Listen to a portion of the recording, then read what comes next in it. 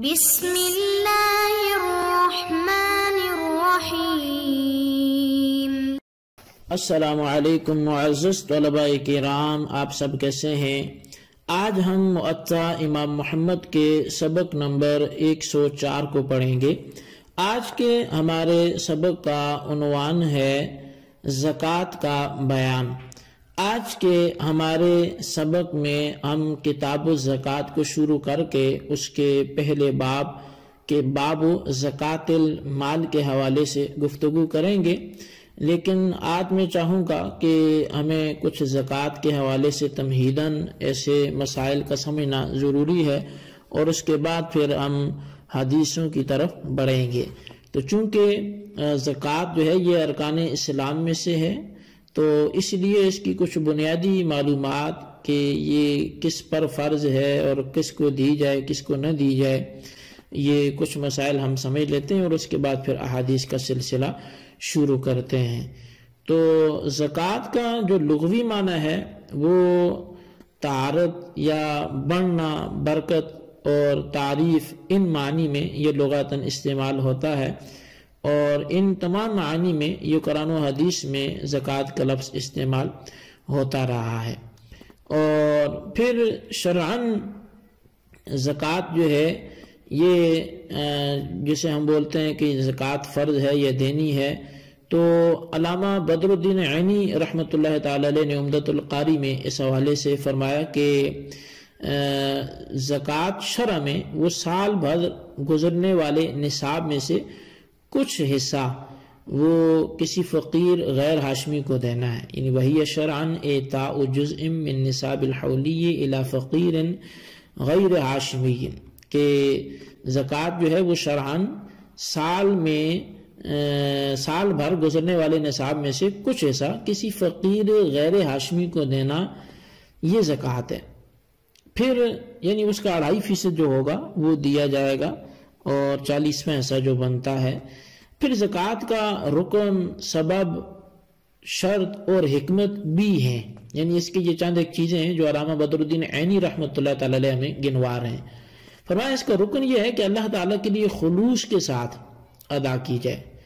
اور اس کا سبب مال ہے کہ یہ مال ہوگا تو ظاہر ہے یہ زکوٰۃ لازم ہوگی، اور اس کی شرطیں 2 قسم کی ہیں،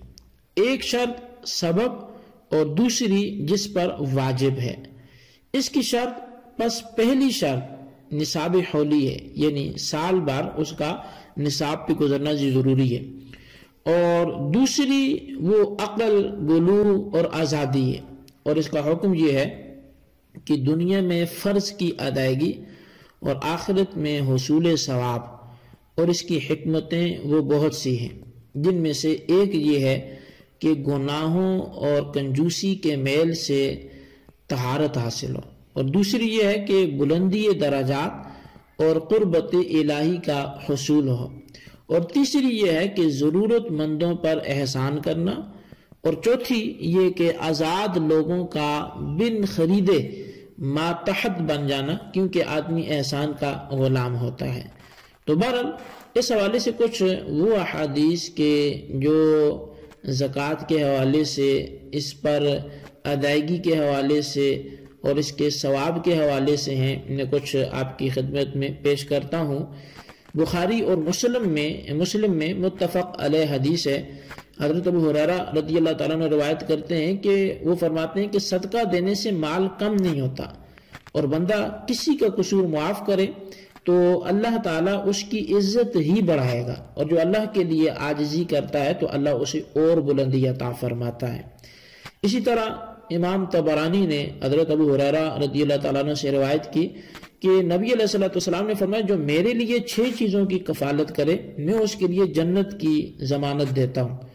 تو آپ فرماتے ہیں میں نے عرض کیا کہ حضور وہ 6 چیزیں کون سی ہیں؟ تو نبی علیہ السلام نے فرمایا کہ نماز، زکوٰۃ، امانت، شرمگاہ، پیٹ اور زبان، یہ 6 چیزیں ہیں۔ اسی طرح امام ابو داؤد اور حسن بصری سے مرسلاً، اور امام طبرانی اور امام بہقی نے ایک جماعت صحابہ سے یہ روایت کی ہے کہ نبی علیہ السلام فرماتے ہیں کہ زکوٰۃ دے کر اپنے مالوں کو مضبوط قلعوں میں کر لو، اور اپنے بیماریوں کا علاج صدقے سے کرو، اور بلا نازل ہونے پر دعا اور گڑ گڑانے سے تضرع سے استعانت کرو۔ اسی طرح ابن خزیمہ اپنی صحیح میں، اور امام طبرانی، اسی طرح امام حاکم اپنی مستدرک میں، وہ حضرت جابر رضی اللہ تعالیٰ سے روایت کرتے ہیں کہ نبی صلی اللہ علیہ وسلم فرماتے ہیں جس نے اپنے مال کی زکوٰۃ ادا کر دی تو اللہ تعالیٰ نے اس سے شر کو دور کر دیا۔ اسی طرح امام نسائی،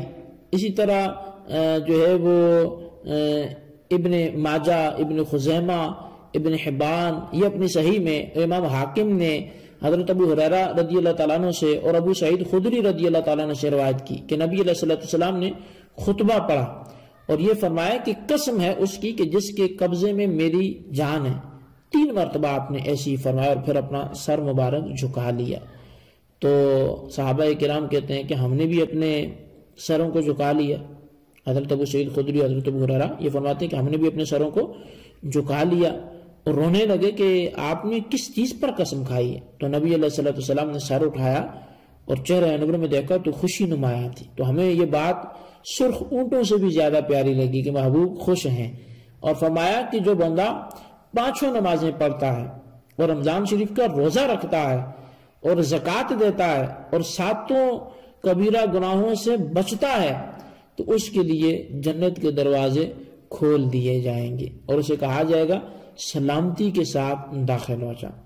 اچھا، اب یہ ایک طرف زکوٰۃ ادا کرنے کے فضائل، اس کے فوائد جو آپ نے سنے، میں نے بیان کیے، تو دوسری طرف زکوٰۃ نہ دینے پر اللہ تعالیٰ نے وعیدات بھی نازل فرمائی ہیں، جس میں سر فہرست سورہ توبہ میں اللہ تعالیٰ نے فرمایا وَالَّذِينَ يَكْنِزُونَ الذَّهَبَ وَالْفِضَّةَ وَلَا يُنْفِقُونَهَا فِي سَبِيلِ اللَّهِ فَبَشِّرْهُمْ بِعَذَابٍ أَلِيمٍ، یعنی وہ لوگ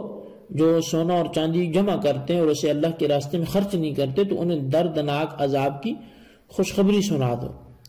تو اسی طرح دیگر آیات بھی ہیں،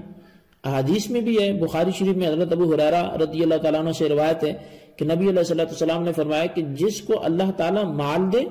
اور وہ اس کی زکوٰۃ ادا نہ کرے تو قیامت کے دن وہ مال گنجے سانپ کی صورت میں بنا دیا جائے گا، جس کے سر پر جو ہے وہ 2 پتیاں ہوں گی، یعنی سانپ جب 1000 برس کا ہوتا ہے نا تو اس کے سر پر بال نکلتے ہیں، جب 2000 سال کا ہوتا ہے تو وہ بال گر جاتے ہیں، یہ معنی ہے گنجے سانپ کے۔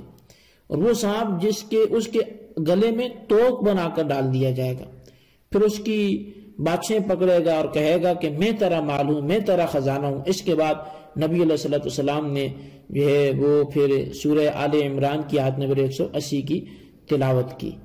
اور اسی طرح ابن ماجہ نے بھی اسے روایت کی، امام ترمذی نے بھی حضرت عبداللہ بن مسعود رضی اللہ تعالیٰ عنہ سے روایت کیا، امام طبرانی نے حضرت ابو ہریرہ رضی اللہ تعالیٰ عنہ سے روایت کی کہ نبی علیہ السلام فرماتے ہیں جو قوم زکوٰۃ نہ دے گی اللہ تعالیٰ اسے قحط میں مبتلا فرما دے گا۔ اسی طرح امام طبرانی میں نے جو ہے وہ امیر المومنین حضرت علی المرتضیٰ رضی اللہ تعالیٰ عنہ سے روایت کی کہ نبی علیہ السلام نے فرمایا کہ فقیر ہرگز ننگے بھوکے ہونے کی تکلیف نہ اٹھائیں گے مگر مالداروں کے ہاتھ میں، سن لو ایسے توانگروں سے اللہ تعالیٰ سخت حساب لے گا۔ اسی طرح طبرانی میں حضرت انس بن مالک رضی اللہ تعالیٰ سے روایت ہے کہ رسول اللہ صلی اللہ علیہ وسلم نے فرمایا قیامت کے دن توانگروں کے لیے محتاجوں کے ہاتھوں سے خرابی ہے۔ محتاج عرض کریں گے کہ ہمارے حقوق جو تو نے ان پر فرض کیے تھے انہوں نے تو ظلماً وہ ادا ہی نہیں کیے، تو اللہ تعالیٰ فرمائے گا مجھے اپنے عز و جلال کی قسم تو میں اپنا قرب عطا کروں گا اور انہیں میں اپنے قرب سے دور رکھوں گا۔ اسی طرح ابن خزیمہ، ابن حبان اپنی صحیح میں حضرت ابو ہریرہ رضی اللہ تعالیٰ عنہ سے روایت کرتے ہیں کہ نبی اکرم صلی اللہ علیہ وسلم نے ارشاد فرمایا دوزخ میں سب سے پہلے 3 شخص جائیں گے، ایک تو وہ مالدار جو اپنے مال میں سے اللہ تعالیٰ کا حق نہیں ادا کرتا تھا۔ اسی طرح بخاری نے اپنی تاریخ میں، امام شافعی اور امام بہقی نے ام المؤمنین حضرت عائشہ صدیقہ رضی اللہ تعالیٰ سے روایت کی کہ رسول اللہ صلی اللہ علیہ وسلم فرماتے ہیں زکوٰۃ کسی مال میں نہ ملے گی مگر اسے ہلاک کر دے گی۔ بعض ائمہ نے اس حدیث کا یہ معنی بیان کیا کہ زکوٰۃ جس پر واجب ہوئی اور اس نے ادا نہ کی اور اپنے مال میں اسے ملا کے خرچ کرتا رہا تو یہ حرام مال اس کے باقی مال کو بھی ہلاک کر دے گا۔ امام احمد نے یہ فرمایا کہ مالدار شخص مال زکوٰۃ، جو مال زکوٰۃ ہے وہ لے گا تو یہ مال زکوٰۃ اس کے لیے جو دیگر مال ہے اس کو ہلاک کر دے گا، بلکہ اس مال کو کھانے سے عبادت، نماز، روزہ اور حج وغیرہ کی ادائیگی بھی ناقص ہو جائے گی۔ تو محترم طلبہ کرام، یہ زکوٰۃ کی جو ادائیگی ہے یہ انتہائی اہم فریضہ ہے۔ آپ اسی سے اس کا اندازہ لگائیں کہ جب نبی علیہ السلام کے وصال کر جانے کے بعد کچھ لوگ زکوٰۃ کے معاملے میں الجھنے لگے تو حضرت سیدنا صدیق اکبر رضی اللہ تعالیٰ عنہ نے ان کے خلاف علم جہاد بلند کیا۔ یعنی اسی سے اس کی اہمیت بھی سامنے آتی ہے کہ یہ کوئی چھوٹا فرض نہیں ہے، یہ کوئی عام سی بات نہیں ہے، بلکہ یہ انتہائی اہم رکن ہے دین کا، اسلام کا۔ اور اس میں مالداروں کو یہ بھی نہیں سمجھنا چاہیے کہ ہم غریبوں کو دیکھ کے تو بڑا کوئی انوکھا کام کر رہے ہیں، بلکہ اللہ تعالیٰ غریبوں کو ہم نہ بھی دیں تو وہ کھلا رہا ہے، وہ ہمارا محتاج نہیں ہے، لیکن یہ مال کا میل ہے کہ جو ہمیں حکم دیا گیا کہ جو مالدار ہیں وہ غریبوں کو دیں اور وہ بھی ان کی خوشیوں میں شریک ہو سکیں اور انسانیت کا ایک ربط قائم ہو سکے، حسن اخلاق کی ایک مثال قائم ہو سکے۔ اور یہ شکر ادا کرنا چاہیے کہ اللہ نے فقراء کی صورت میں ہمیں ایسے بندے دیے ہیں، ورنہ اگر زکوٰۃ بحیثیت مسلم ہم پر فرض تو ہوتی اور لینے والا کوئی نہ ہوتا اور ہمیں کہا جاتا کہ یہ زکوٰۃ ادا کرنی اور پتہ نہیں ہم کہاں کہاں جاتے، کس کس کے پاس جاتے، تو پھر اگر یہ فقیر کا ہاتھ ہمارے سامنے آتا ہے اور اس کے ہاتھ میں ہم زکوٰۃ رکھتے ہیں اور اللہ تعالیٰ کے ہاں قبول ہو جاتی ہے، تو یہ فقیر کا ہاتھ بھی ہمارے لیے باعث برکت ہے کہ اس نے ہمیں ڈائریکٹ رب کے حضور درجہ قبولیت پر پہنچا دیا۔ تو اس لیے زکوٰۃ جو ہے وہ خوش اسلوبی سے ادا کرنی چاہیے۔ آئندہ سبق میں انشاءاللہ ہم اس باب کی احادیث کی قرات کریں گے اور پھر آگے اپنے سبق کو بڑھائیں گے۔ اللہ تعالیٰ سے دعا ہے جو کچھ ہم نے پڑھا سنا اسے یاد رکھنے کی توفیق نصیب فرمائے۔ آمین بجاہ النبی الامین صلی اللہ علیہ وسلم۔